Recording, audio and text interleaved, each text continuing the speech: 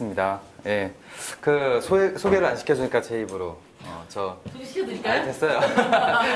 진보신당 서울시당의 사무처장입니다. 김상철입니다. 예. 사실, 원래 제가 주택정책 전공자가 아니에요. 다 아시겠지만. 그리고 실제로 체계적으로 주택정책과 관련해서 이렇게 그 연구를 하거나 이런 경험도 없습니다. 다만, 진보신당 내에서 비교적 혹은 상대적으로 주택정책을 많이 다뤘다는 것, 그리고 2009년도, 10년도에 운이 좋게 그 상상연구소 그 지원으로 해서 한 2000년도 연구를 한 게 있어요. 첫 번째가 임대주택 관리 방안과 관련된 개선책을 만드는 것, 그리고 두 번째가 한국 주택정책 역사를 쭉 보면서 어떻게 하면 진보적인 대안을 만들 수 있을까, 이제 그거를 한 게 있고, 그리고 아시다시피 서울시 같은 경우는 워낙 뉴타운 개발 사업이 많았기 때문에 그거에 대한 현실 대안을 찾다가 이제 주택정책에 대한 관심으로 갔다라고 보시면 됩니다. 그래서 얼기설기 뭔가 이렇게 체계가 안 잡혀 있는 내용이 있겠지만, 일단 오늘 교육은 그래서 제 스스로도 그간의 현장이나 혹은 현실에서 부딪히는 그 문제들을 해결하기 위해서 했던 고민들에서 촉발됐던 나름의 공부를 좀 중간 결산하는 그런 의미도 있습니다. 그래서 절대로 학문적으로나 혹은 이론적으로 딱 수미일관하게 정립된 것은 아니다. 이 전제에서 시작을 하겠습니다. 제가 그 주택정책을 보면서 느꼈던 것은 딱 큰 하나가 있어요. 뭐냐면 주택정책은 기본적으로 이데올로기 투쟁이다 라고 하는 겁니다. 그러니까 이거는 어떤 제도의 합리성, 효율성 이런 부분으로 접근할 수 있는 것이 아니고 가장 첨예하게 자본주의 사회 내에서 나타나는 이데올로기 투쟁의 장이다 라고 하는 겁니다. 한 예로 오늘자 한겨레 신문을 보다가 제가 깜짝 놀랐는데, 보세요. 나름 이제 진보지 아니겠습니까? 자, 부동산 섹션입니다. 미분양 아파트 양도세 감면 혜택 개발 호재 지역 노려볼만. 사회면에서 혹은 경제면에서는 이명박 정부의 양도세나 혹은 뭐 이런 것, 그 거래세 감면과 관련해서 욕을 하죠. 별로 효과 없다. 경기 부양 효과도 없고 부자 감세다. 하지만 부동산 섹션에서는 양도세 감면 혜택을 받으니까 지금이 또 호재다라고 하는 게 나옵니다. 이게 우리나라 진보 언론이 갖고 있는 주택정책과 관련된 모습입니다. 그러니까 어떤 의미냐면 사실상 주택정책을 둘러싼 여러 가지 그 세력들, 이해관계자들이 모여 있는데 거기에서 이거를 투자 대상으로, 그러니까 상품으로서 보는 입장에서는 이 섹션에서 나온 대로 호재죠. 그런데 정책적으로 보거나 혹은 이데올로기적으로 봤을 때는 이 입장은 수미일관한 게 못 됩니다. 근데 누구도 주택정책을 바라보면서 효율성이나 혹은 정책적인 합리성 이 관점에서는 봤어도 이걸 이데올로기적으로 접근한 적이 없어요. 한 예로 저 같은 경우는 모든 주택을 국가가 혹은 사회가 소유해야 된다고 생각을 합니다. 그것은 효율성의 문제가 아니고 저는 이데올로기적인 문제로서 주장을 하는 겁니다.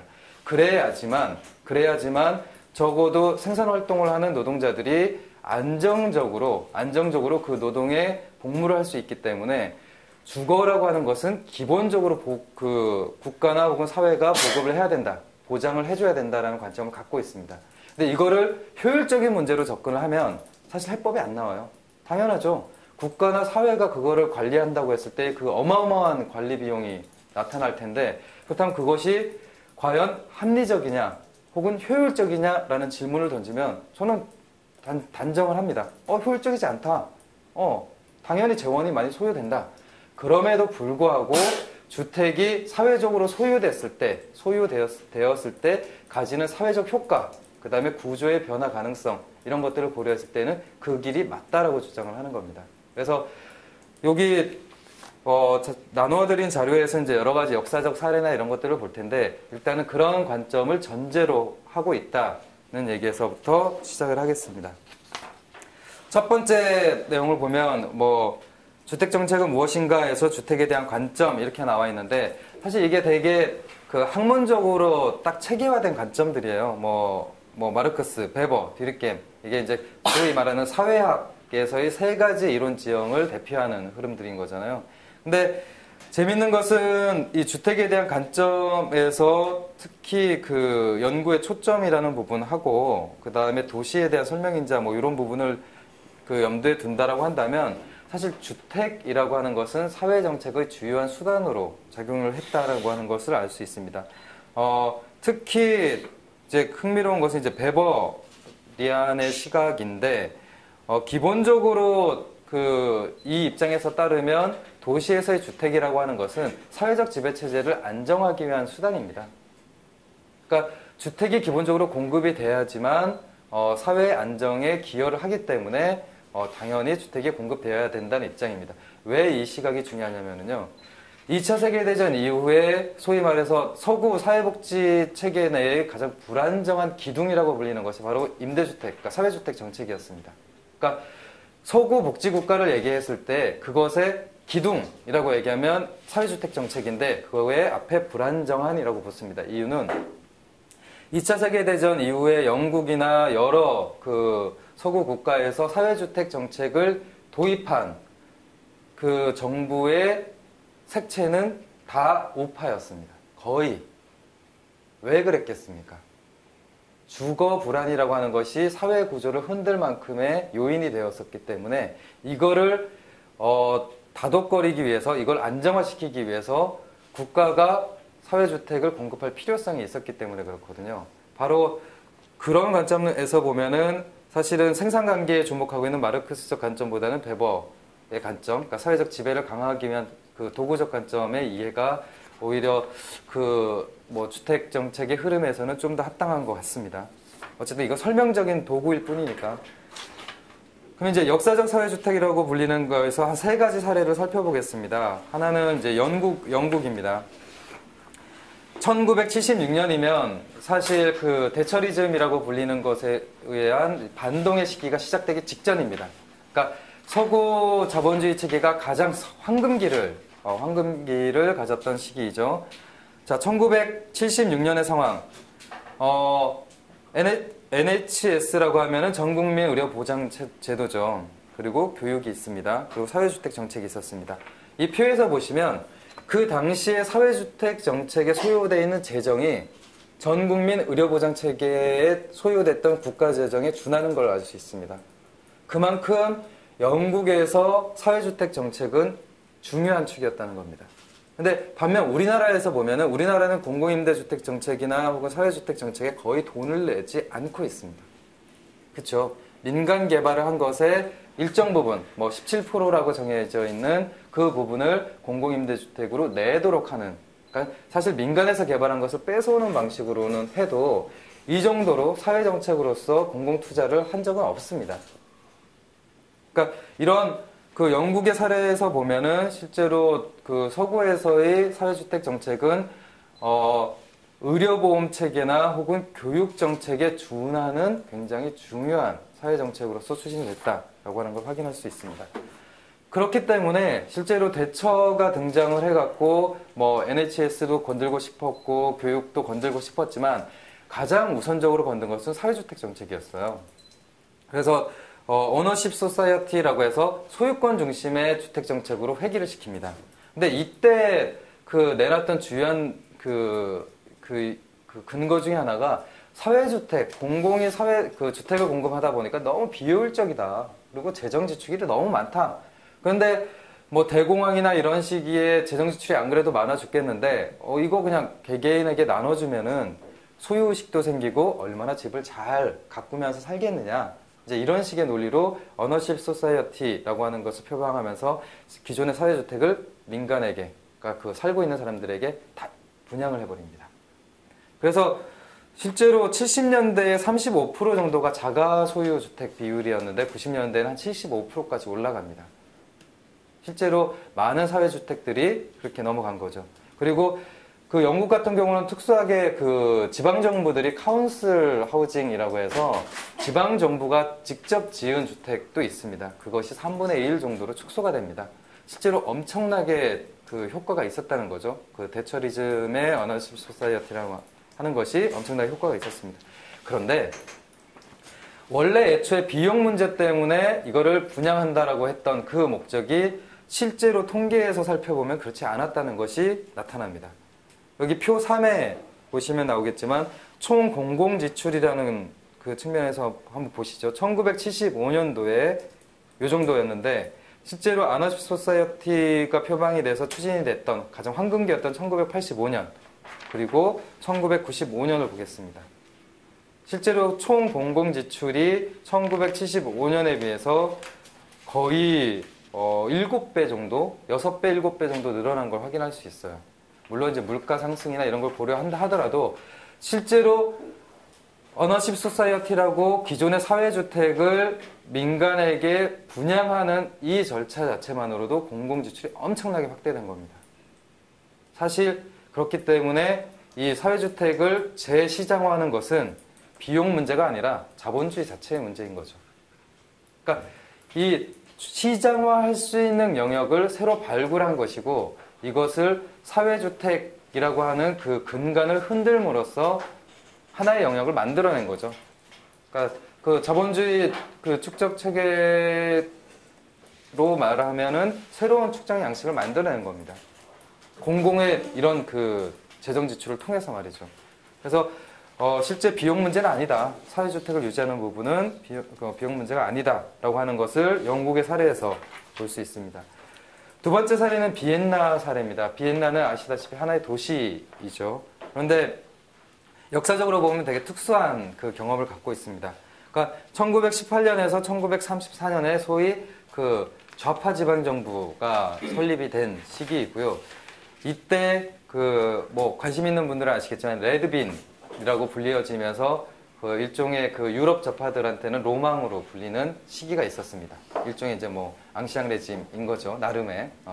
그때는 사실 노동자 권력이 지방 정부 수준에서 거의 완벽하게 수립이 됐던 거고, 그리고 거의 내전에 준하는 방식으로 해서 그 지방 정부가 무너졌거든요. 그러니까 그 과정을 보면 이제 그 로망이 생길 수 있죠. 네. 근데 재밌는 건 이때의 주택 정책을 보면 되게 급진적이었습니다. 주택 징발법이라는 것이 도입이 됩니다. 이건 뭐냐면 가구원 수가 2명이에요. 근데 그 집에 방이 3개나 4개입니다. 그럼 남는 방 2개, 1개 있죠. 그럼 무조건 징발하는 겁니다. 그래서 집 없는 사람한테 주는 방식이 주택 징발법이라고 하는 것이 도입이 됐고요. 강제 배정법이라고 하는 것도 도입이 됐습니다. 실업자가 있잖아요. 근데 이쪽에서 기업을 운영하는데 기업에 이윤이 발생합니다. 그러면 여기에 강제로 취직을 시킵니다. 네. 그러니까 실업률을 낮추고 그 다음에 무주택자한테 주택을 공급하는 방식이 굉장히 그 사회적인 그 권한 혹은 권력을 이용해서 집행하는 방식이었습니다. 그 당시 사회 분위기가 어땠는지 아시겠죠? 네. 그래서 그때 주택을 공급한 걸 보면 1920년에서 1934년까지 총 6만 3천 가구가 공급이 되는데 이때 역사적으로 있었던 비엔나의 모든 주택의 27%가 이때 다 공급이 됩니다.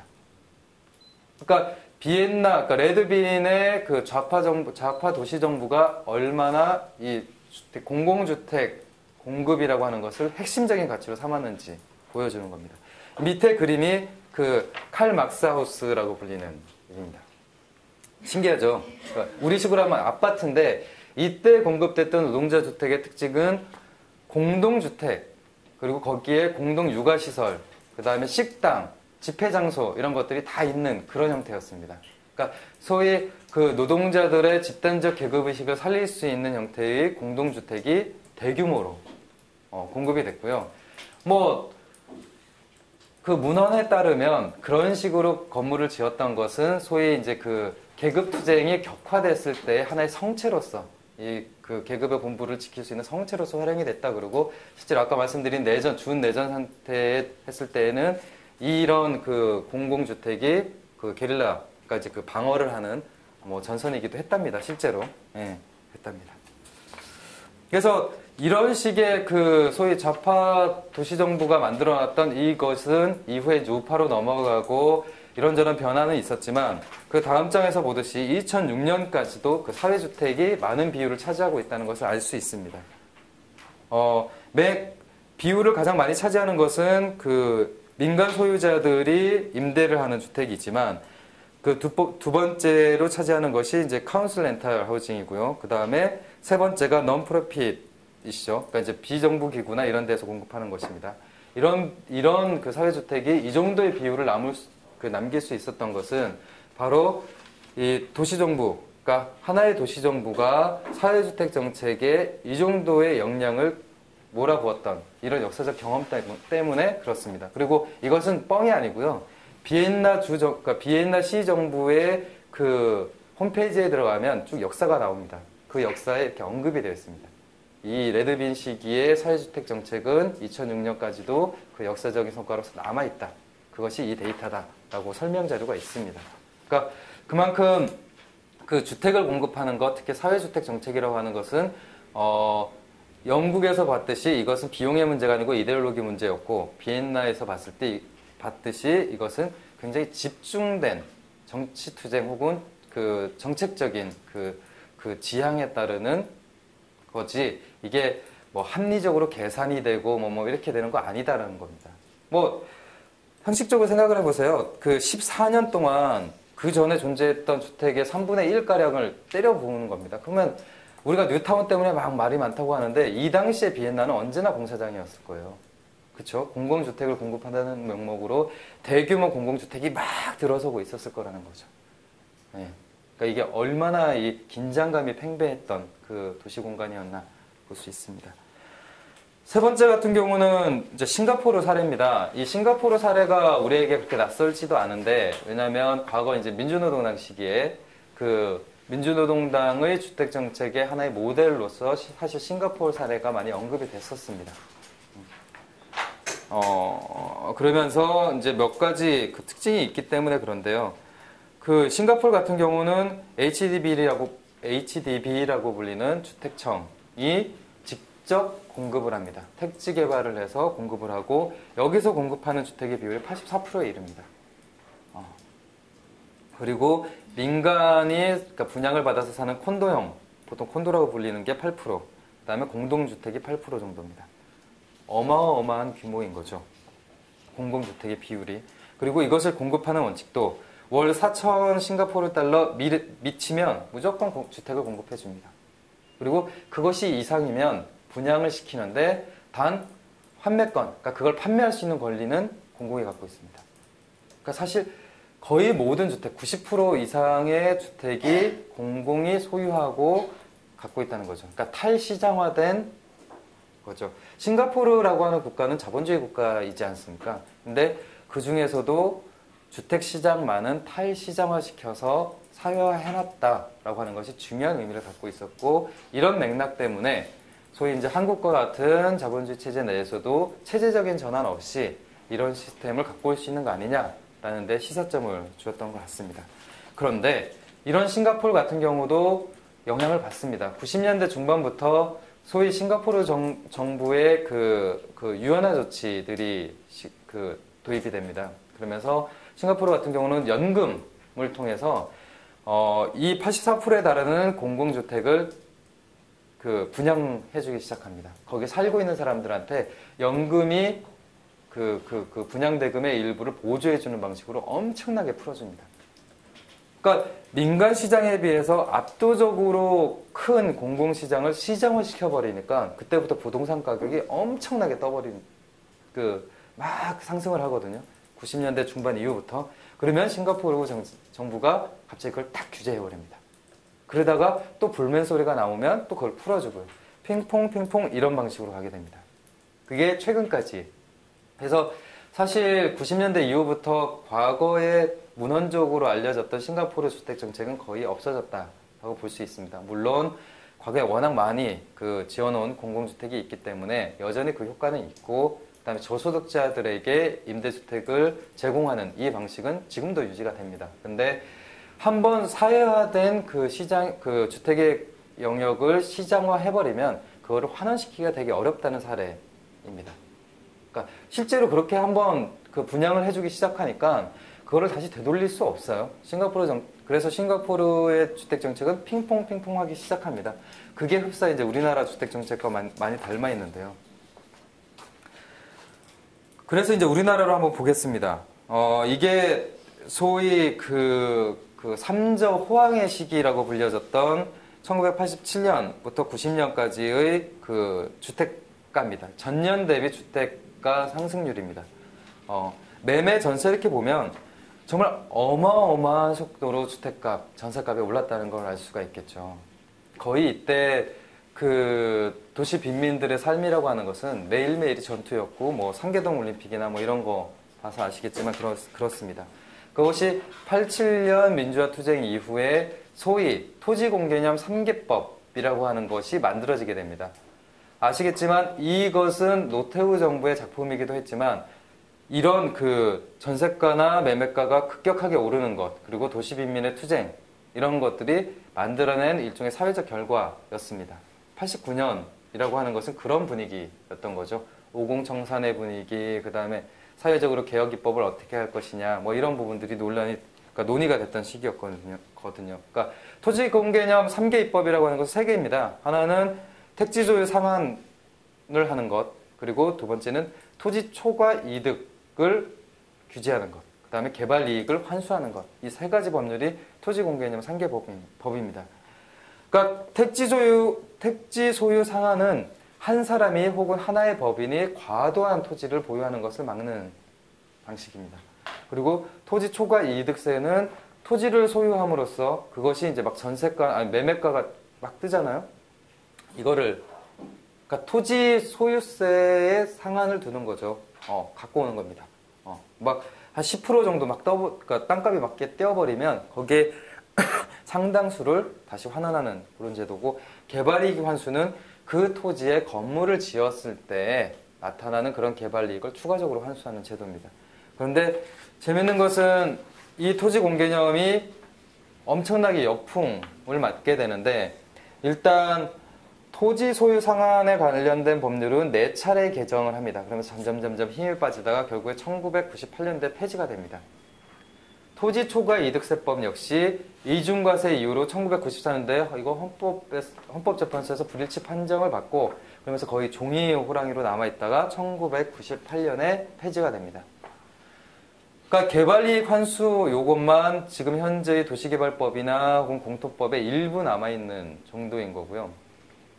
이 2가지 법이 사실상 사라지는데, 잘 보면은 이 2가지 법의 핵심은 소유권과 관련된 부분이었습니다. 그러니까 토지를 소유하는 부분에 대한 소유권 제한을 담은 내용이었고, 이것이 붕괴됐다는 것은 사실상 이 토지공개념의 그 갈등의 축은 굉장히 이념적이었다는 걸 보여주는 겁니다. 그리고 뒤에 나오듯이 1998년이라고 하는데 이 2개 법이 폐지됐다는 것도 굉장히 중요합니다. 예, 이게 이제 구제금융식이었던 거죠. 그러니까 우리나라 사회 자체가 굉장히 그 신자유주의적으로 재편되는 그 시기였고, 그때에 발맞춰서 토지공개념의 굉장히 상징적인 법률들이 쫙쫙 폐지가 되는 겁니다. 그러니까 사회 자체가 소유권 중심으로 싹 돌아가는 거죠. 그리고 주택시장이 90년대 이후부터 막 부동산 버블이 끼게 된 것도 이런 맥락에서 이해를 할 수가 있습니다. 그렇다면 이제 고민스러운 것은 이겁니다. 밑에 표에서 보듯이 전국 평균으로 보면 2008년도에 주택보급률은 100%를 넘어섰습니다. 이 얘기는 물리적인 자산으로서의 주택은 모든 국민들 혹은 모든 가구들이 들어가서 살 수 있는 주택이 공급되고 있다는 뜻입니다. 이론적으로 보면 집 없는 사람은 없어야 되는 거죠. 근데 여전히 우리나라의 절반 정도는 세입자입니다. 이상하죠? 집은 100% 넘게 공급이 되는데 거기에 그냥 사람이 다 들어가서 살면은 집 걱정을 안 해도 되는데, 이상하게 국민의 절반은 전세 혹은 월세, 사글세 이런 걸 산다는 거죠. 저는 이제 처음에 그렇게 생각을 했어요. 이거는 구조, 그러니까 정책이 부족해서 그렇다라고 생각을 했는데, 최근에 제가 정리한 거는 그렇습니다. 자본주의 체계 자체가 절반 정도의 세입자를 만들어낼 수밖에 없는 거고, 이 절반 정도의 세입자가 있어야지 시장으로서 부동산 시장에 의미가 있기 때문이다라고 생각을 합니다. 그러니까 이 부동산의 상품으로서의 주택이 계속 순환이 되어야지만 거기에서 이윤이 만들어지는데, 이를테면 100% 공급됐다고 이것을 개별개별에게 다 나눠주게 돼버리면 거기서 순환이 발생을 하지 않잖아요. 그러니까 상품의 순환이 발생하지 않는 겁니다. 어디서 이윤이 나오겠어요? 억지로라도 절반 정도의 주택은 계속 순환이 되게끔 만들어줄 필요가 있는 거죠. 그러니까 이 주택시장 부분을 되게 정치경제학적으로 보게 되면 이것은 의도하지 않았던, 의도됐던, 개개인이, 그러니까 행위자가 의도한 건 아니죠. 그런데 구조 자체가 굉장히 의도한 구조대로 만들어진 거죠. 그렇지 않으면 이 구조가 이해가 되지 않습니다. 물리적인 주택이 100% 넘게 공급이 됐는데 어떻게 사는 사람 절반 정도가 집 없이 살 수 있느냐.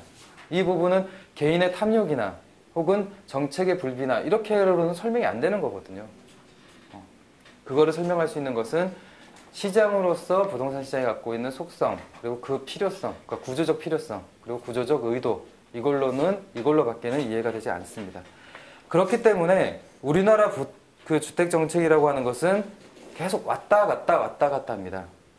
그 다음 표에 보듯이 연도별 부동산 가격 변동 및 주요 정책입니다. 이게 이제 그 노무현 정부 때 부동산 정책의 핵심은 뭐냐면 오늘 부동산 규제 정책을 발표합니다. 그 다음날 부동산 활성화 대책을 발표합니다. 늘 이게 반복이 되어 왔습니다. 왔다 갔다. 이명박 정부도 마찬가지죠. 한쪽에서는 전세가가 막 오르면 전세 대책 딱 내놓습니다. 그 다음날 되면 부동산 활성화 대책 딱 내놓습니다. 늘 이것이 반복되는 것이 우리나라 그러니까 주택 정책의 흐름이었습니다. 그래서 이게 이제 그 자료 자체가 이 기존 정부의 국정 홍보처에서 만든 것이기 때문에 이렇게 잡기는 했지만 여기서 유의미하게 봐야 될 것은 주택 가격의 변동에 따라서 정책 수단이 굉장히 그 혼란을 갖고 있다는 거죠. 그러니까 주택 가격이 막 오를 때는 주거복지 정책이 막 올라가다가 주택 정책이 뚝 떨어지면 갑자기 그 주택 활성화 정책이 막 나옵니다. 그러니까 굉장히 상충되는 정책들이 동시에 막 쏟아지는 것이 우리나라 주택 정책의 특징이다라고 하는 겁니다. 그리고 두 번째 장에서 보시면 그 부동산 보유세 및 거래세 비율이 나오는데 우리나라 같은 경우는 다른 나라들하고 다르게 부동산 보유세에 대한 비율이 굉장히 낮아요. 그러니까 아까도 말씀드렸듯이 절반 정도의 국민들이 자기 집이 없어야 되는 그 구조적인 의도가 있다라고 한다면 실제로 그것은 이 조세 정책에서도 발견을 할 수 있습니다. 그러니까 거래가 계속되는 그 요인을 이 조례제도가 갖고 있어요. 거래세 비중이 높다는 것은 거래가 계속 이루어져야지만 조세 수입이 늘어난다는 것을 의미합니다. 특히 이 부동산 거래세의 대부분은 지방세입니다.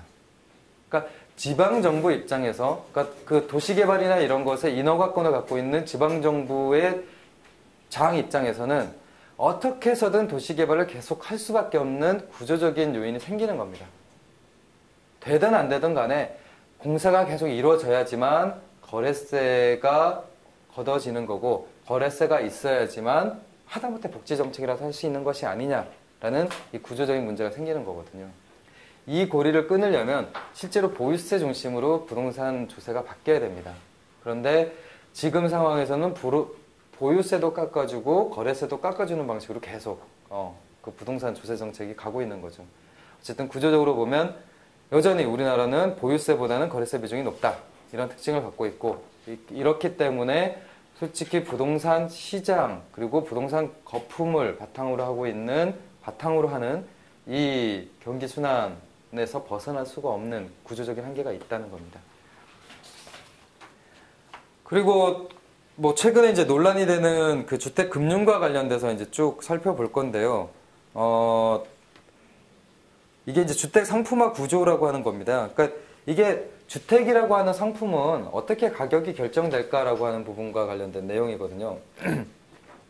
왜냐하면 토지라고 하는 것은 인간의 노력을 통해서 생산이 되는 상품이 아니잖아요. 그렇죠? 그리고 거기에 짓는 건물가라고 하는 것은 사실은 토지가에 비하면 굉장히 미미한 수준입니다.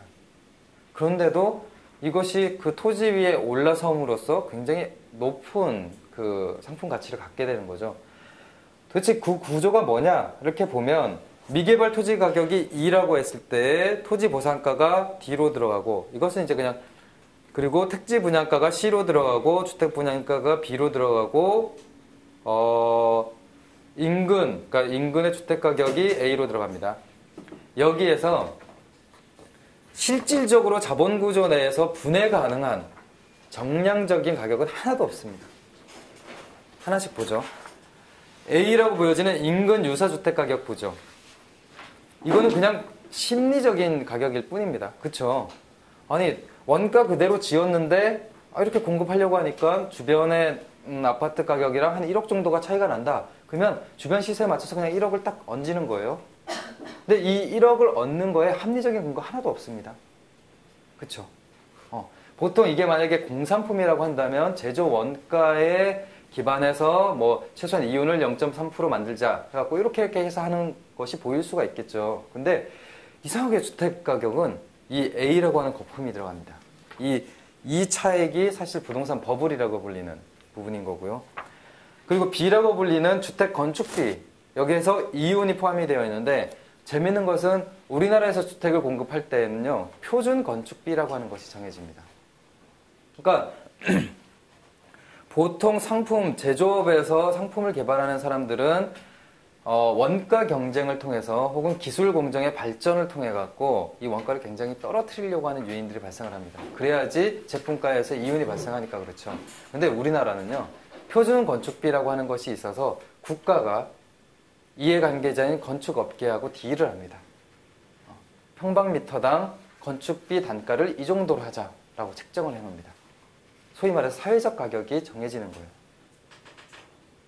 그러니까 그 노무현 정부 때부터 분양가 원가 공개라고 하는 것이 굉장히 사회적 논란이 됐고 최근에 뭐 이명박 정부 들어서는 아예 뭐 등장도 하지 않지만 이것이 한 번도 된 적이 없습니다. 분양가 원가라고 하는 것은 상품으로서 만약에 주택이 정말 온전한 상품이라고 한다면 그 원가라고 하는 것이 공개 못할 이유가 없습니다. 그리고 우리 입장에서도 만약에 이런 펜의 원가가 궁금하다 그러면 이걸 제조사가 안 가르쳐 주잖아요. 그럼 우리 이거 하나씩 분해해서 추정할 수가 있습니다. 그렇죠? 그래서 이거에 합당한 원가가 이 정도다라고 하는 것을 추정이 가능하지만 주택 같은 경우는 분해해 갖고 이렇게 원가를 추정할 수 있는 방법이 없어요. 벽돌 하나에 뭐 이런 식으로 계산할 수가 없죠. 그만큼 주택 가격은 기본적으로 사회적 가격입니다. 택지 개발비도 마찬가지예요. 그러니까 택지 개발비의 상당 부분은 토지 보상비가 차지합니다. 그러니까 근데 다시 생각해 보면 토지 보상비는 또 어떻게 측정이 되죠? 시가입니다. 그렇죠? 도대체 이 주택 가격이라고 불리는 것에서 우리가 합리적으로 이것이 원가다 혹은 가격이다라고 붙일 수 있는 것은 하나도 없습니다.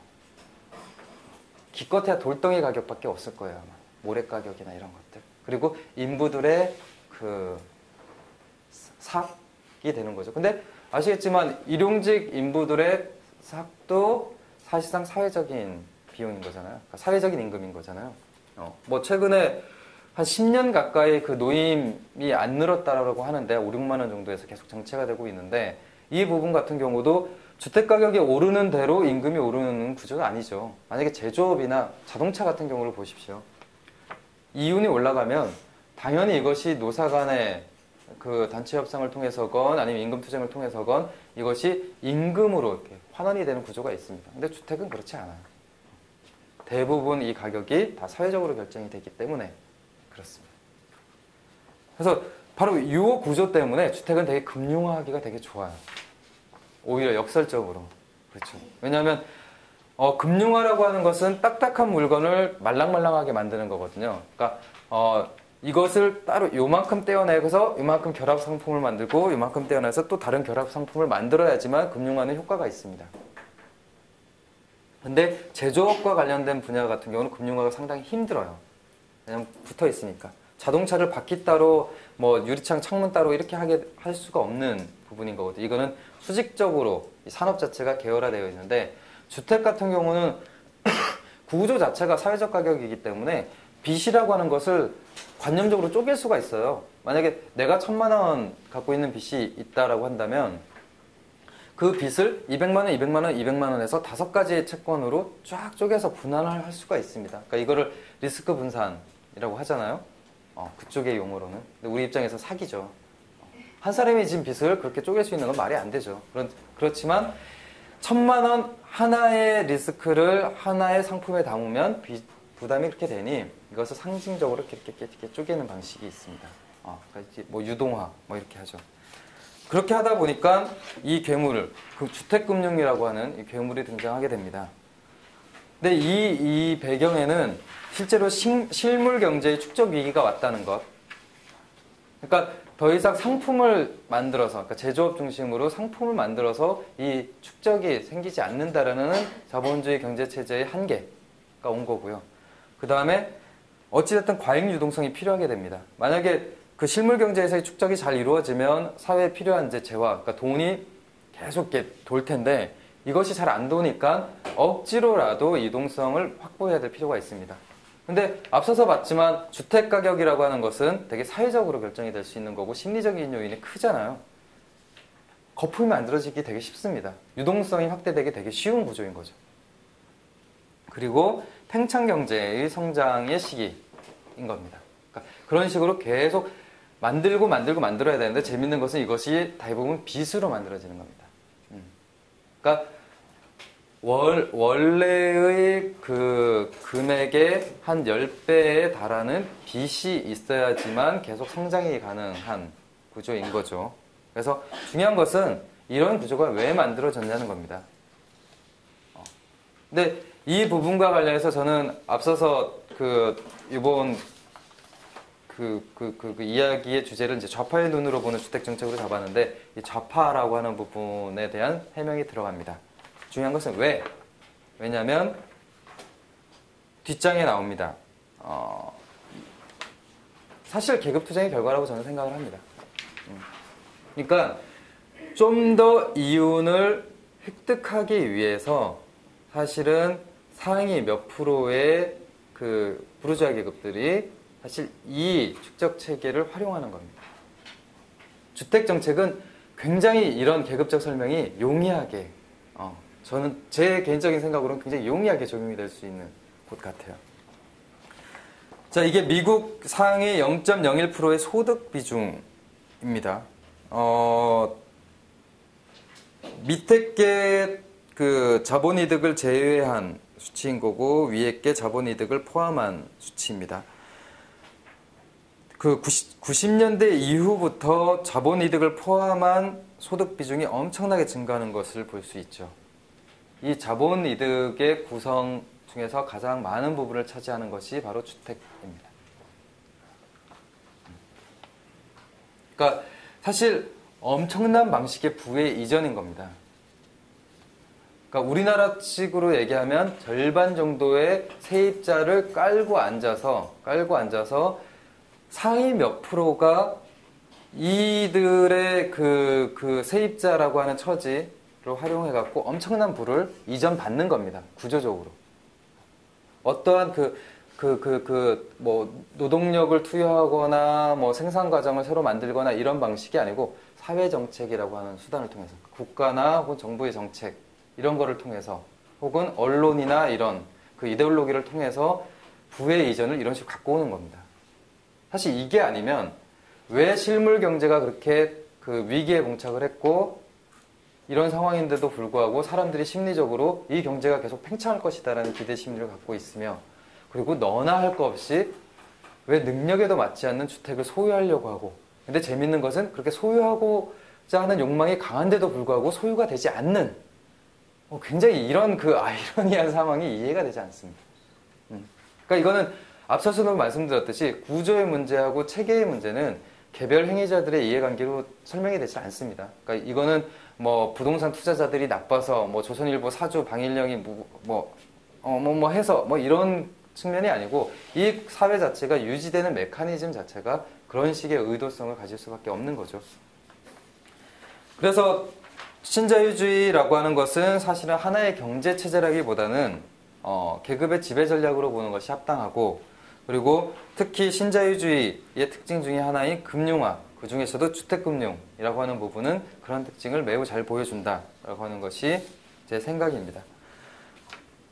그래서 우리나라 주택금융의 현황을 살펴보면 DTI나 LTV나 뭐 이런 뭐 이렇게 말이 복잡한 것, 이것이 중요한 것이 아니고요. 이 표에서 볼 수 있는 것은 제도가 기껏 도입이 됐는데도 불구하고 매년 이것이 사문화되어 가고 있는 추세만 보시면 됩니다. 계속 그 DTI든 LTV든 계속 축소되고 있어요. 쫙 축소되고 있습니다. 중간에 뭐 부동산 버블이 꺼지느니 뭐니 뭐 사람들이 전세가 때문에 힘들어 죽겠느니 뭐 가계부채가 얼마나 올랐느니 할 거 없이 계속 떨어지고 있는 이 추세만 보시면 실제로 90년대 후반에 IMF 지배체제 내에서 신자유주의적인 방식이 도입이 됐고 사실 주택시장이 완전히 시장화되어 있는 것에서 지금까지도 한 걸음도 나가지 못하고 있다라고 하는 것이 보여집니다. 그러다 보니까 사실 이제 이런 그림이 나올 수밖에 없죠. 가계 신용 및 주택담보대출 증가라고 이렇게 나오는데 사실 이런 표를 이렇게 딱 보여주면 사람들이 다 실감을 못해요. 왜냐하면 제 주변에 있는 사람들도 이 정도로 빚지고 있는 사람이 없고 빚질 능력이 있는 사람도 별로 없거든요. 그렇죠?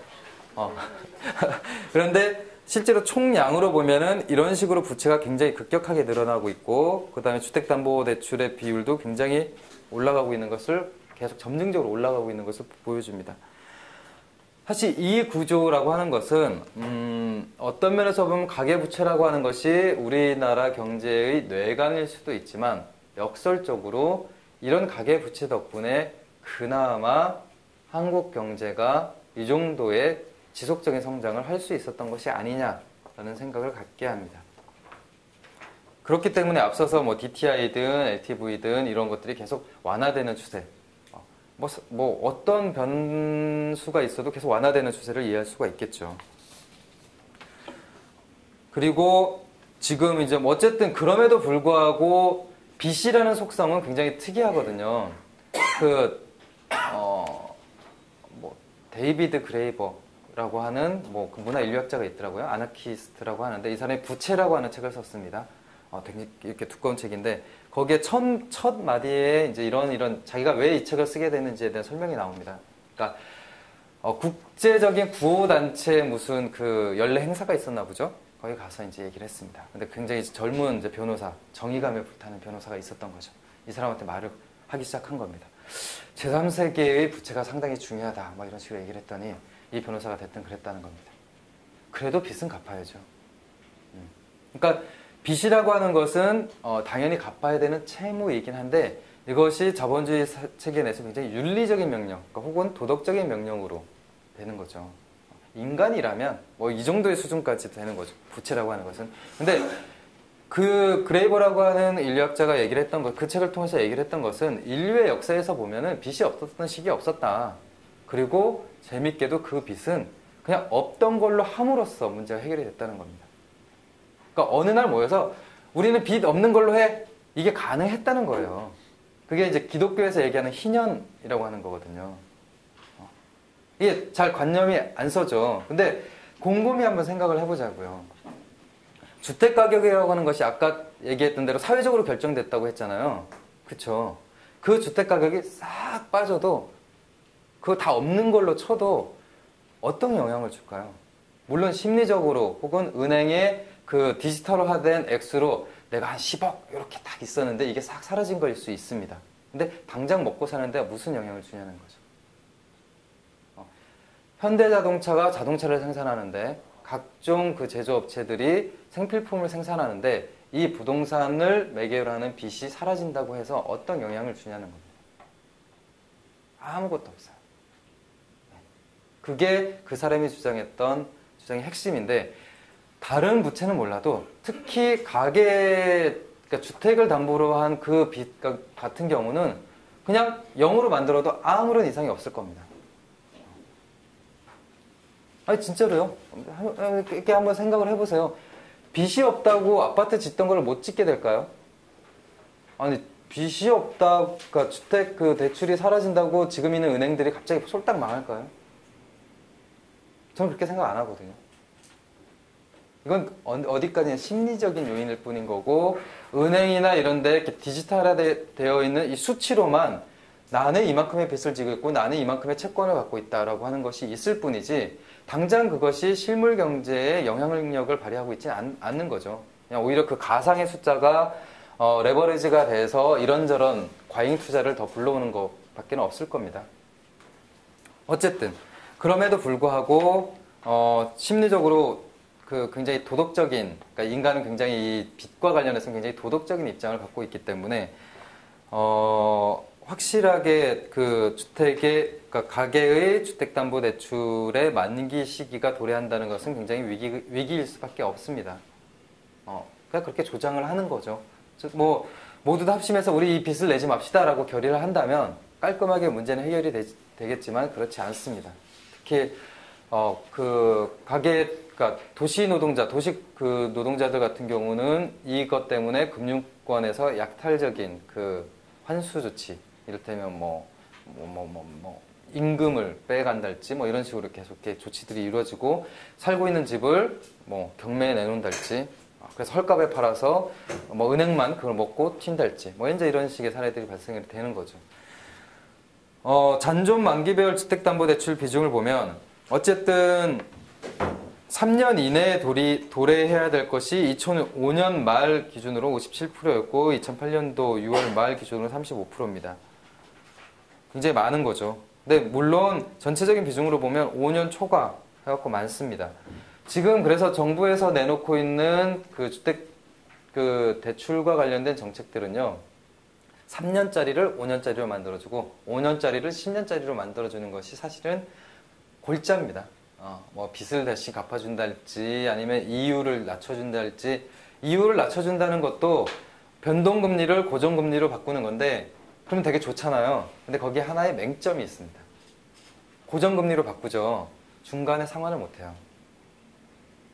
그러니까 이게 무슨 말이냐면, 만약에 내가 그 100만 원 빚을 졌다는 거죠. 근데 10년 그 상환 약정을 했다라고 보자고요. 그러니까 거치 기간이 뭐 7년이고 뭐 이렇게 했다고 하죠. 그 중간에 내가 이 빚을 100만 원이 갑자기 생겼어요. 로또에 당첨이 돼서 이거 갚을게요 가면 중도 상환 이자를 내야 됩니다. 그러니까 은행권 입장에서는 이런 겁니다. 내가 여기에 있는 황종석 부장한테 100만 원을 빌려줌으로써 10년 동안 그 이자 수익으로 기대할 수 있는 것이 100만 원이었다. 근데 얘가 그걸 중간에 갚아버리면 내 기대할 수 있는 수익이 줄어드는 거 아니냐? 그걸 갚아라 라고 하는 요구인 겁니다. 황당하죠. 그런데 이게 실제로 주택 그 대출에서는 통용되는 방식입니다. 그래서 중간에 상환을 못해요. 아니 내 돈 빌렸다가 그거 갚으려고 하는데도 어떻게 돈을 더 내라 그러냐? 이게 지금의 현실인 거거든요. 그러니까 변동금리 체계를 고정금리로 바꿔주더라도 사실은 이런 식으로 해서 이 주택 채권을 안정화해 줍니다. 정부가.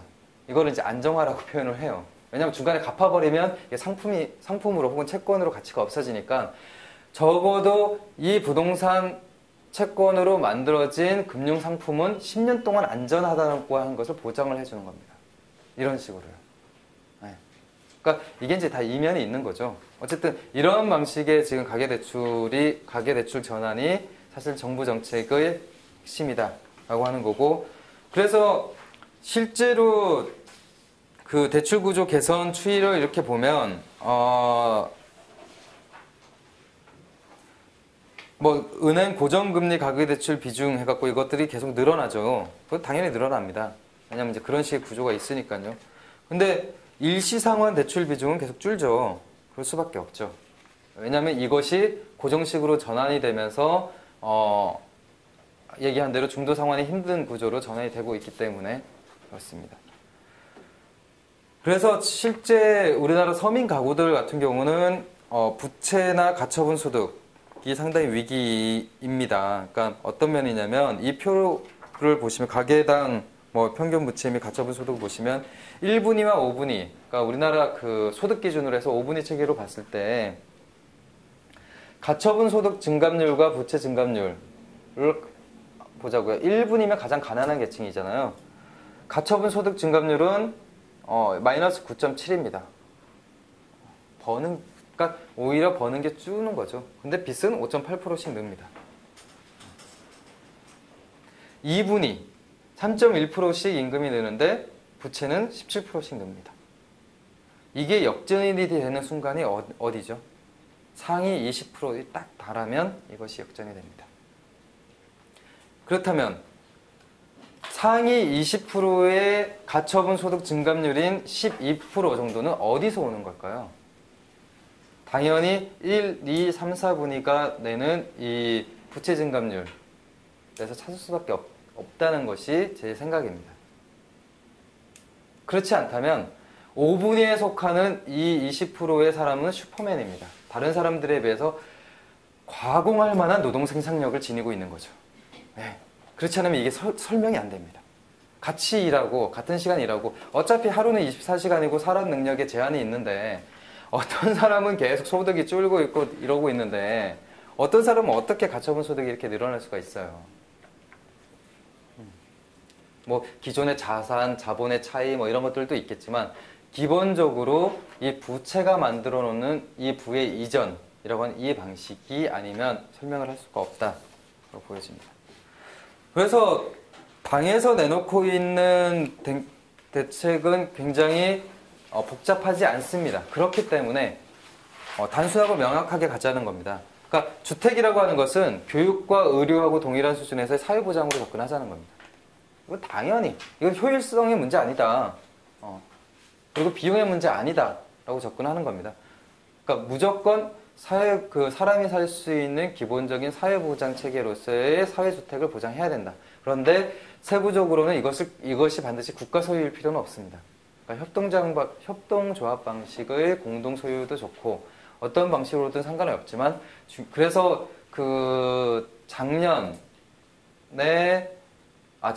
재작년에 그 뉴타운 출구 전략과 관련해서 당내 논의를 하면서 실제로 거기에서 핵심적인 그러니까 뉴타운 그 특별법 만들었었거든요. 거기서 핵심적인 논리가 뭐였냐면 주택 정책의 탈시장화가 진보신당의 뉴타운 대책의 핵심이다라고 얘기를 했었습니다. 그러니까 핵심은 탈시장화하는 것이지 국가 소유로 전환하는 것이 핵심은 아닙니다. 그런 의미에서 사회화한다라고 했을 때의 그 소유 구조는 반드시 국가의 소유일 필요는 없습니다. 협동조합이나 혹은 NGO나 이런 데서 충분히 소유가 가능한 거고 핵심은 시장에서 빼내오는 것인 거죠. 그리고 기존 주택 공급 방식은 공공의 책임 회피 결과다라고 하는 것이 어쨌든 이제까지의 진보신당의 주택 정책의 포지션이었습니다. 이 얘기는 뭘 의미하냐면 지금 그 뉴타운 출구 전략 관련해서 이렇게 쭉 얘기 나오면서 청산금 관련된 논의가 됩니다. 그러니까 기존에 조합을 구성했거나 추진을 구성해서 이렇게 나간 비용들이 있는데 지금 뉴타운 사업을 중단하게 되면 그 청산 비용은 누가 마련하느냐? 대부분 많은 사람들은 그 욕망에 눈이 멀어서 그렇게 한 사람들이 당연히 물어내야지 라고 얘기를 합니다.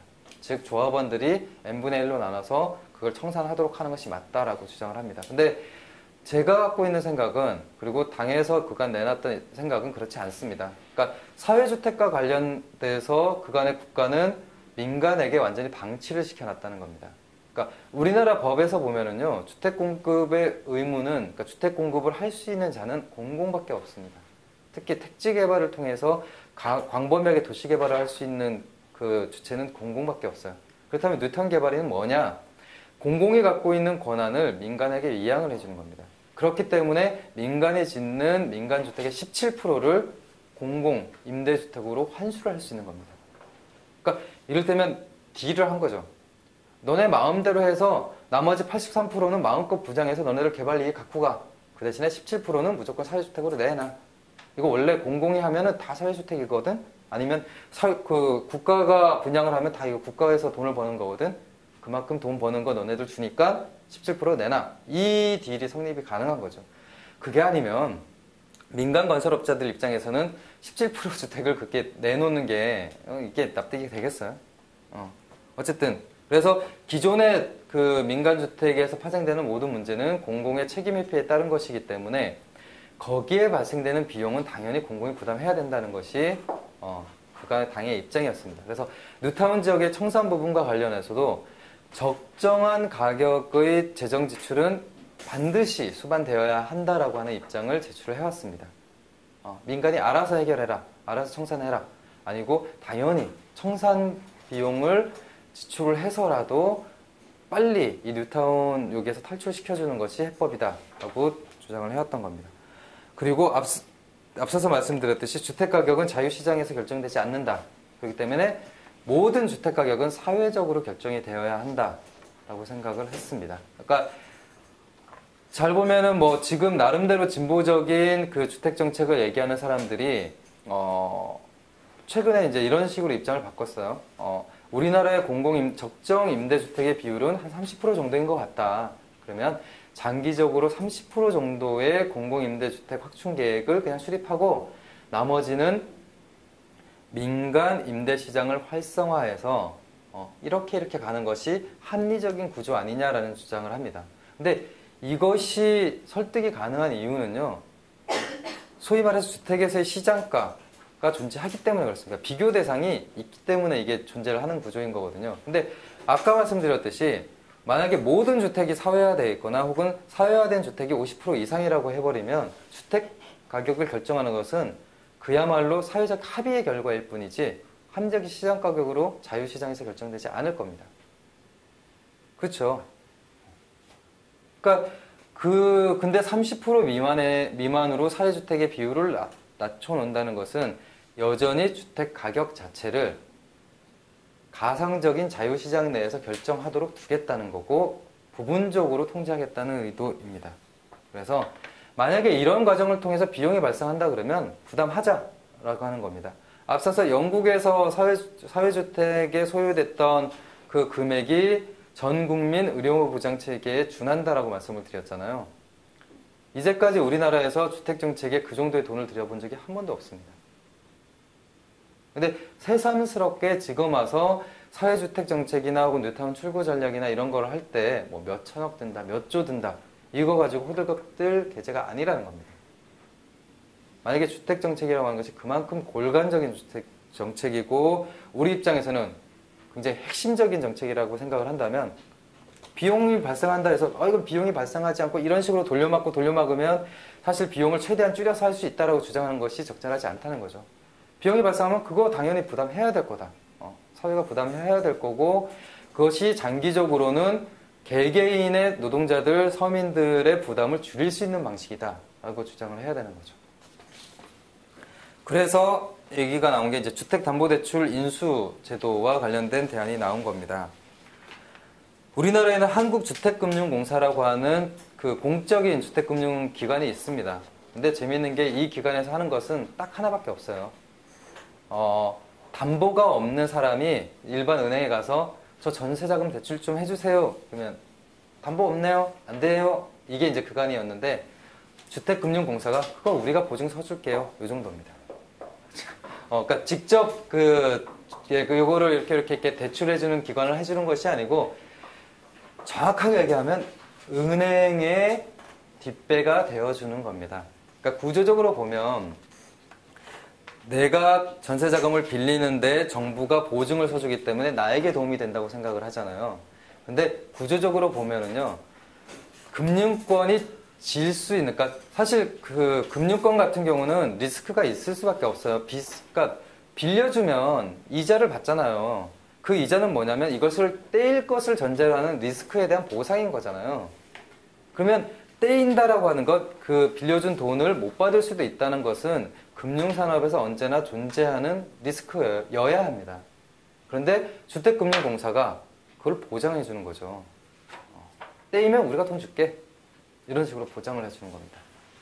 그러면 실제로 주택금융공사가 하는 역할은 표면적으로는 세입자를 위해서 좀 더 많은 빚을 용이하게 얻도록 도와주는 역할을 하지만 구조적으로 보면 금융권이 져야 될 그 금융 리스크를 보완해주는 역할을 하는 거죠. 그러니까 주택금융공사가 하는 역할은 대부분 이런 겁니다. 말은 서민들이 내 집 마련을 위해서 자금 대출을 좀 더 쉽게 해줄 수 있다. 뭐 이런 식으로 보금자리 대출이니 이렇게 하는데 그래서 주택금융공사가 뭐 하나 이렇게 들여보면 보증서 주는 거. 금융권의 부담을 최소화해주기 위해서 보증을 서주는 역할을 하는 거죠. 이 주택금융공사가 이런 역할을 해서는 안 된다라고 하는 것이 대안입니다. 주택금융공사가 주택담보대출을 직접 인수하자는 겁니다. 금융권이 갖고 있는 서민들의 대출 이거를 채권화해서 다 갖고 오자는 겁니다. 그리고 그거는 당대의 그 채권 가격에 따라서 그냥 주면 되죠. 뭐 국민은행이 소위 1분위 저소득자들에게 갖고 있는 그 주택 대출의 총 액수가 뭐 2천억이다. 그러면 그 2천억을 주택금융공사가 채권으로 살 테니 그 부분과 관련해서 너네가 이자도 받지 말고 채권 출신도 하지 마라. 그 대신에 그 부분과 관련해서는 국가의 기구인 주택금융공사가 이 빚을 지고 있는 개개인의 국민들과 다른 제도를 설계하겠다라고 얘기할 수가 있는 겁니다. 그러면 경제 사정에 따라서 이자를 안 받을 수도 있어요. 되니까. 이게 참 이해가 안 되죠. 왜 개개인이 진 빚의 이자를 그럼 세금으로 메꿔주냐? 아니, 그거는 뭐 의료보험 체계는 안 그런가요? 건강한 사람이 내는 그 돈으로 아픈 사람들 의료비 지원해 주는 거잖아요. 그렇죠? 근데 언젠가는 내가 아플 수도 있기 때문에 가는 거죠. 그렇다고 그것에 대해서 내가 억울하다라고 생각해버리면 사실 이 제도는 유지가 안 되는 거겠죠. 저는 주택이라고 하는 당연히 보장되어야 된 사회적 자산을 공급하는 문제와 관련돼서 개인이 진 빚은 당연히 사회의 빚이라고 생각을 하는 것이 요 주택담보대출 인수제도의 골자입니다.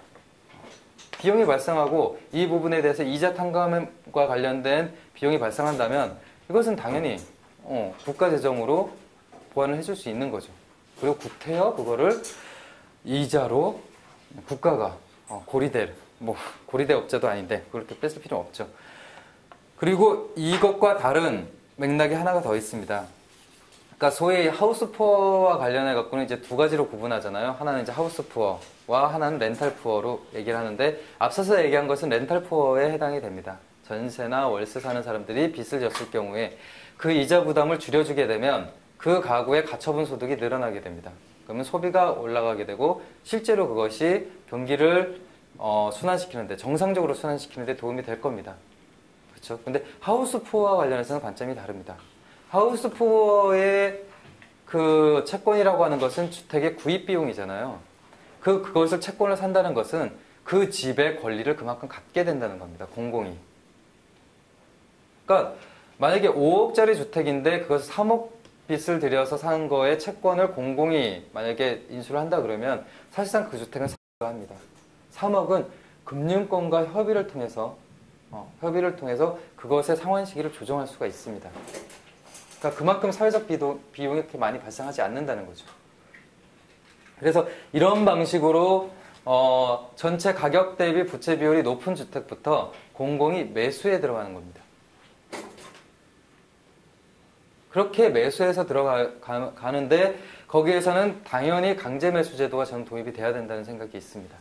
특히 다주택 보유자들, 다주택 보유 주택 중에서 그 부채가 50% 이상인, 그러니까 부실 그 주택 소유와 관련된 주택 관련해서는 강제 매수를 하는 것이 당연하다라고 생각을 합니다.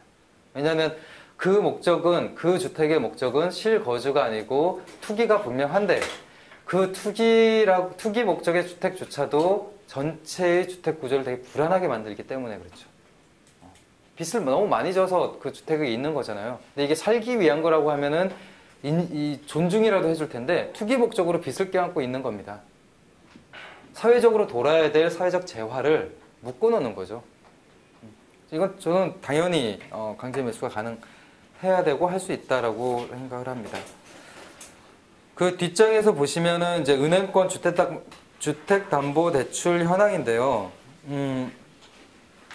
어쨌든 늘고 있죠. 그리고 많기는 합니다. 왜냐하면 그 표 10이라고 돼 있는 것의 순증액을 보면 2008년도에 뭐 경제위기다 뭐 해갖고 부동산 거품이 꺼지네 뭐네 해도 주택담보대출은 순증을 했거든요. 그러니까 계속 늘어나는 거죠, 빚이. 이런 상황이니까 정부 정책은 계속 경기 부양을 하는 쪽으로 갈 수밖에 없습니다.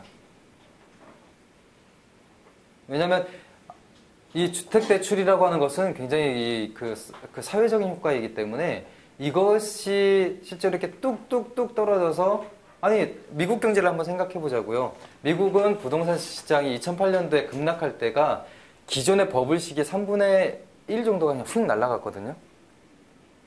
근데 미국 경제가 붕괴했냐고요. 그렇지 않았다는 겁니다. 그러니까 실제로 부동산 거품 혹은 부동산 부채라고 하는 것, 그리고 잘 보면은 미국 같은 경우 뭐 페니메나 이런 것처럼 실제로 공공에서 주택을 이렇게 채권화해 갖고 있던 데가 막 사라졌어요. 그러면 진짜 막대한 돈이 그냥 사라진 거거든요. 진짜 사회적인 부가 사라진 거예요. 그러면 나라 자체가 붕괴도 할 만한데 전혀 그런 일 없잖아요. 굉장히 요란했죠. 그 위기의 신호는 되게 요란했지만 실제로 그것이 공적 자금의 투여, 그 다음에 뭐 이런 방식으로 충분히 관리가 가능했던 것은 역설적으로는 정부의 역할이 그렇게 중요했다라고 하는 것의 증거일 수도 있지만 부동산 거품이라고 하는 것, 부동산 버블이라고 하는 것이 충분히 사회적으로 통제 가능하고 걷어질 수 있다는 것을 의미하기도 합니다. 역으로 뭐 그러면 일본 같은 경우는 왜 10년 동안의 장기 불황이 왔냐? 그거의 원인이 부동산 거품 아니냐라고 하는데 사실 그것은 반쪽만 맞는 설명이거든요. 정확한 것은 엔고 때문에 그런 거죠. 그러니까 산업 구조 자체의 문제인 거지. 그러니까 몰락한 것은 부동산 버블이 맞겠죠. 휘청한 것은. 근데 그 대외적인 조건, 경제가 다시 올라갈 수 있는 조건은 부동산 시장에만 있었던 것은 아니라는 겁니다. 그러니까 그만큼 다른 차이들이 있다. 그런 면에서 우리나라 같은 경우도 요 부동산이 하향으로 이렇게 L자형으로 이렇게 하향 지속이 될 거다라고 하는 전망이 계속 나오고 있고 지금도 심리적으로 그것이 굳어져 가고 있는 상황인 거고 그 부분을 타개하기 위해서 그 이명박 정부 같은 경우는 계속 부동산 활성화 대책이라고 하는 걸 내놓죠. 그래서 뭐 양도세 뭐 이런 거 취득세 이런 것들을 계속 감면을 시켜주고 있는 거죠. 그런데 이게 봉착할 수밖에 없는 위기가 있습니다. 그 얘기는 뭐냐면 그러니까 그 위기의 근원은 뭐냐면 가처분 소득의 문제예요. 그러니까 우리나라에서 부동산 거품이 만들어지는 구조는 이렇습니다. 건설 회사가 10억짜리 그 집을 지어요. 그러면 그 10억짜리 그 집은 대부분 소득 수준이 굉장히 높은 사람들이 삽니다. 그리고 그것이 11억이 됐을 때 중간 소득자에게 팝니다. 왜냐하면 중간 소득자들은 10억짜리 저걸 사면 1년 만에 11억이 됐네? 와, 저거 갖고 있으면 내가 그렇게 돈을 벌 수 있겠구나. 삽니다. 그래서 이게 12억이나 13억이 되면 그 밑에 있는 사람한테 팝니다. 밑으로 내려갈수록 빚을 져서 그 주택을 구매하는 비율이 높아집니다. 그러면 한 중간 정도까지 오게 되면 어떤 상황이 생기냐면 최소한 내가 산 거에 무조건 3분의 1 정도는 올라줘야지만 이 빚을 갚을 수 있는 주택을 안게 되는 겁니다. 처음에 주택을 갖고 있는 사람 입장에서는 그냥 자연적으로 여기서 순증하는 주택 가격만 나의 이익이었는데 밑으로 내려가면 내려갈수록 이걸 사기 위해서 진 빚을 상괴해야 되기 때문에 더 많은 주택 가격의 인상이 받쳐지지 않으면 이게 해소가 안 되는 거죠. 잘 보면 이게 시계열로 보잖아요. 그러니까 그 시간의 연속으로 이렇게 보면은 5분이 그러니까 5분이 고소득자에서 4분이 소득자로 3분이 소득자로 이렇게 쭉쭉쭉 내려오는 이 구조가 보이고요. 그 얘기는 우리나라의 주택 버블은 대부분 고소득층에서 중간소득층으로 내려오는 단계에 있는 거고 지금 정부가 하고자 하는 것은 그것을 다른 소득계층 하나의 밑으로 내리고자 하는 겁니다. 생각을 해보죠. 자기가 갖고 있는 소득 대비 부채 비율을 낮춰준다는 것이 뭡니까? 내가 더 빚을 질 수 있게 만들어주는 거죠. 만약에 가처분 소득이 높은 사람 입장에서 보면 그 조치는 아무런 효과가 없습니다. 이 사람들이 부동산을 사지 않는 이유는 자기한테 부동산이 더 이상 매력적이지 않기 때문에 그렇습니다. 그렇잖아요. 아까 봤듯이 1분이자들 같은 경우는 가처분 소득의 비율이 더 높다니까요. 부채가 오르는 것보다. 그러면 상식적으로 이 사람들이 그럼 주택을 사줘야죠. 여유자금이 있는 사람들이 사야 되는 거 아닙니까? 근데 이들이 안 사죠. 근데 정부의 정책이라고 하는 것은 그동안 이런저런 그 정부 정책, 그러니까 보호 정책을 통해서 규제됐던 계층들에게 빚을 더 내라라고 요구를 하는 겁니다. 얘기한 대로 고소득차에서 그 밑에 이 부채의 그 돌림이 계속 내려오는 그런 거죠. 사실 진보정당으로서 우리가 주목해야 될 것은 이걸로 부동산 경기가 활성화되지 않는다라고 하는 것이 힘이 아니고 그들이 부동산 버블을 통해서 이익을 받던 그들이 져야 되는 부담을 밑에 계층에게 전가를 시키고 있다는 겁니다. 이게 사실은 가장 크게 주목을 해야 될 부분이라고 생각을 합니다. 그래서 이제 결론으로 넘어가는데요. 사실 이 대안과 관련해서는 토론해야 될 게 되게 많습니다. 이게 그 쟁점들이 많기 때문에 그렇긴 한데 그거는 나중에 기회가 되면 하도록 하고 주택 비용을 사회화하면 어떤 게 좋아지냐라고 하는 겁니다. 이건 되게 단순한 그림이지만 보죠. 가계 지출액 중 가장 많이 차지하는 비율 32.8%가 주택대출 상환 이자입니다. 만약에 이것을 사회화하게 되면 가계가 벌어들이는 가처분 소득의 32%, 33%, 그러니까 3분의 1 정도를 소비했을 수도 있습니다. 혹은 저축에 사용할 수도 있습니다. 혹은 이게 교육에 투자될 수도 있고요. 뭐 물론 우리는 사교육에 반대를 하지만 그럼에도 불구하고 이자를 갚는 것보다는 생산적인 데 쓰일 수 있습니다. 개개인의 가구가 갖고 있는 3분의 1의 소득이 그런 식으로 쓰일 수 있다는 겁니다. 근데 역으로 보면 월 수입이 줄어든다면 무엇을 가장 먼저 줄이겠나? 질문을 바꿔서 월 수입에서 만약에 이자나 주택 관련된 비용이 많아지면 뭘 제일 먼저 줄이겠냐라고 하는 것은 레저 여가비, 외식비 이런 겁니다. 실제로 사람들의 여유가 사라지는 겁니다. 결국에 우리나라의 노동계층이라고 하는 것은 빚을 혹은 이자를 충당하기 위해서 끊임없이 노동을 하는 존재로 전락을 하게 되는 것이고 실제로 이 과정이 심화되면 레저나 여가와 같이 소위 우리가 노동의 목적이라고 할 수 있는 그런 부분들을 못하게 되는 거죠. 이런 구조가 되는 겁니다. 그래서 이 주택 비용의 사회화라고 하는 것은 어떤 면에서 보면은 지금 그리고 주택을 사회적 통제함으로써 탈시장화하는 부분들과 관련해서 좀 더 공세적인 고민들을 하자라고 하는 것이 제가 그래도 그동안 주택 정책과 관련해서 이런저런 고민을 하면서 얻은 결론입니다. 그래서 이후에 그 당의 주택 공약을 만들고 정책을 만드는 과정에서 이제 다양한 논의들이 있었으면 좋겠지만 기본적으로 그 주택 정책과 관련해서는 굉장히 이데올로기적인 영역이다라고 하는 것 그리고 그 계급 투쟁의 가장 선명한 장애라고 하는 부분 이 부분에서 좀 이 그 좌파 정당으로서의 우리 향후 그 정당이 주택 정책과 관련된 이런저런 정책을 고민하는 단초가 되었으면 합니다. 마치겠습니다. 끝. 짧지만 강요. 길었네. 더 많은 내용이 하신 말씀이 많았을 텐데 시간 관계상 많이 얘기했던 것 같아요. 주택 정책이 우리한테 되게 또 약한 부분이기도 하잖아요. 뭐 짧게 질문 좀 들어볼까요? 네, 주세요. 아는 한.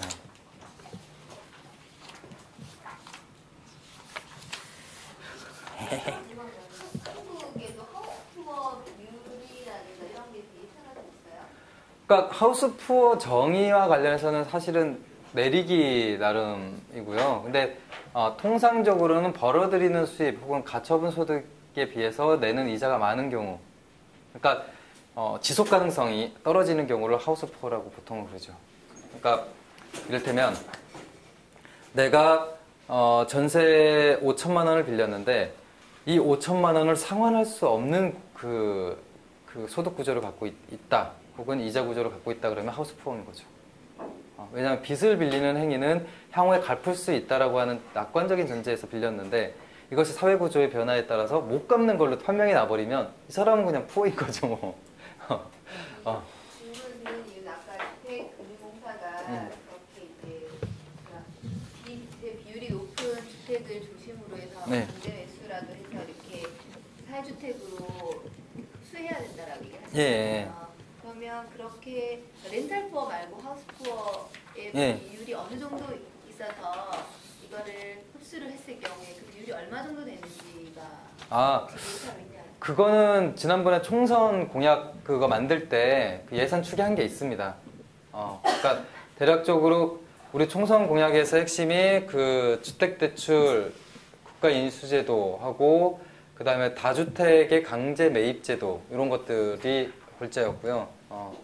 근데 정말 그 같이 연구를 했던 이 주거복지 활동가들에서도 이거는 정말 빨갛다라고 얘기를 들었었는데 그때 이제 추산한 걸로는 비용이 그렇게 많이 들진 않았어요. 그러니까 그 정부 통계 중에 주택가의 절반을 상회하는 그 주택의 양이 이렇게 추산이 된 게 있어요. 그리고 그렇게 하게 되면은 5억짜리 주택은 실매입비가 2억 정도 해서 끊을 수 있으니까 그럼 2억 곱하기 몇 채 이렇게 하면은 딱 단순하게 이렇게 나오는 그게 있고요.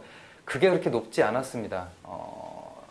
한 몇 조 단위였던 것 같아요. 2조인가 3조 다 사도. 됐던 것 같아요. 근데 이제 그거를 순차적으로 하게 되면 뭐 그러니까 그 부자구역 아까 레드빈 봐봐요. 이런 정책이 가능했다니까요.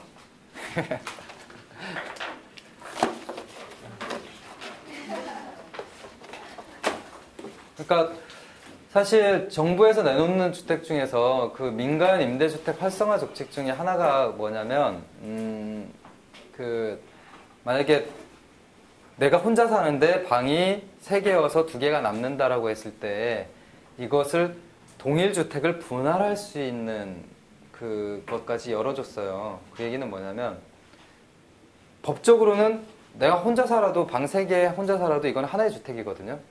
근데 자기가 살고 있는 주택을 임대하는 것은 법적으로 안 되죠. 왜냐면 사기니까. 살고 있는 사람이 있는데 그걸 임대하는 건 말이 안 되죠. 그래서 자기가 살고 있는 주택인데도 이거를 내부적으로 법적으로 분할을 할 수 있게, 그러니까 가구를 분리할 수 있게 만들어주는 제도가 도입이 됐어요.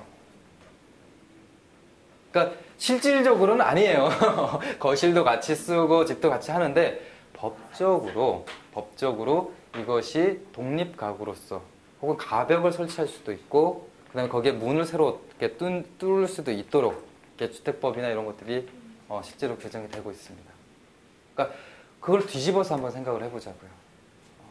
뒤집어서 생각을 해보면 실제로 그 해법이 되게 시장적인 해법이라고 한다면 너네들이 뭐 혼자 사는 노인네들 뭐 이제 그 자녀들 다 결혼해갖고 이렇게 떠나서 남는 방들을 그렇게 임대를 놔서 사세요라고 하는 그 유인인 건데 그거를 다른 사회적으로 풀 수 있는 방법은 그 방에 대한 권리를 아예 공공에서 사버리는 겁니다. 그러니까 실제로 지금 얘기되는 이제 그 은행권의 신탁제도 말고요. 이런 식으로 가는 거죠. 방이 3개인데 나는 한 칸만 써. 나머지 2칸이 비네. 이거를 내가 민간 임대 사업자로서 뭐 벼룩시장이나 이런 데 붙여서 세입자를 구합니다. 이렇게 갈 수도 있지만 이 남은 방을 아예 주택금융공사나 이런 데에서 갖고 있는 겁니다. 아니면 이제 뭐 LH공사나 이런 데가 좀 바뀌어서 뭐 혹은 주택청 이런 것들이 생긴다라고 한다면 주택청에서 그런 방들의 등록을 받아서 그 인근 지역에 사는 저소득자들, 집을 못 구하는 사람들한테 배정을 할 수 있겠고 그렇게 그 자기가 살고 있는 방이나 이런 걸 내놓는 집주인한테는 보유세를 깎아주면서 인센티브를 줄 수 있겠죠. 그러면 실제로 개인 소유의 주택이지만 되게 사회화할 수 있는 전략이 생기는 겁니다. 근데 이럴 경우에 핵심은 기존의 세원 자체, 그러니까 보유세가 굉장히 강화되어야지만 이게 인센티브로서 작용을 하는 겁니다. 근데 우리나라는 보유세가 워낙 낮기 때문에 보유세를 깎아준다는 게 인센티브가 되질 않아요. 그러니까 이런 부분들을 고려를 하면 실제로 그 시장을 이용한 전략도 가능하지만 굉장히 사회적으로, 그러니까 사회 정책화할 수 있는 요인들이 되게 많죠. 보유세도 지방세예요? 아, 보유세, 예, 재산세니까. 예.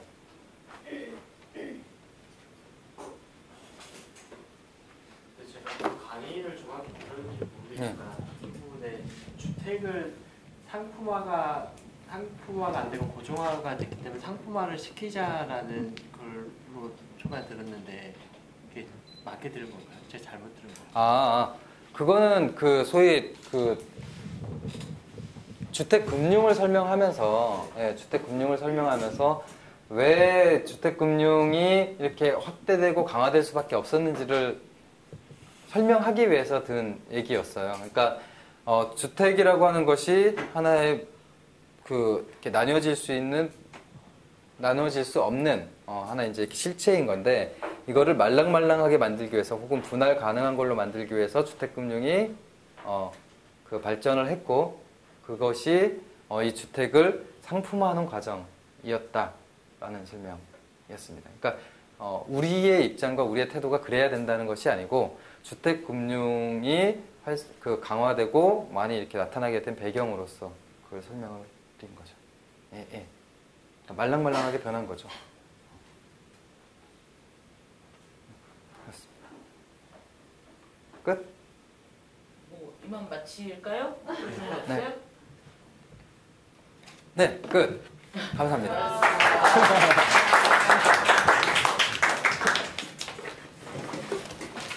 아, 수고하셨습니다. 숙제했어요. 아유, 이제 짐 덜었네.